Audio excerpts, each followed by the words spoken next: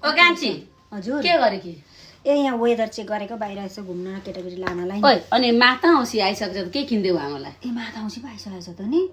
किनिदिनु पर्छ नि के किनिदिनु पर्छ यसो मिठो मसिनो बनाएर खानिदिनु पर्छ किनिदिनै पर्छ भन्ने नि होइन नि त त्यो दिन यसो मिठो मसिनो बनाएर खानिदिँदा नि भइहाल्छ कहाँ किनिदिन्छौ त तिमीले उहाँ आफ्नै आमालाई पठाइहाल्यो नेपालमा अनि यहाँ ठिक्क पा मिठो मसिनो बनाएर खा मिठो मसिनो जहिले खाइरहेको छ नि त घरमा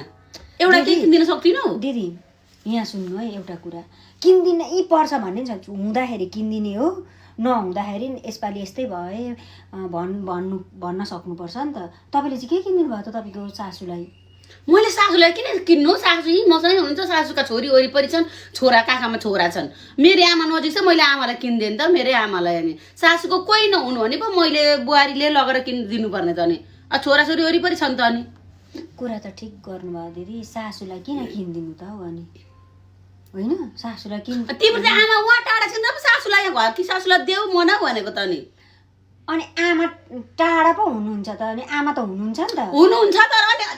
तिमी चुप लाएर बसेको थियौ अहिलेसम्म आमालाई केही पठाएको छैनौ त मैले आमालाई पठाएकै छैन भनेर भने छैन नि त होइन छैन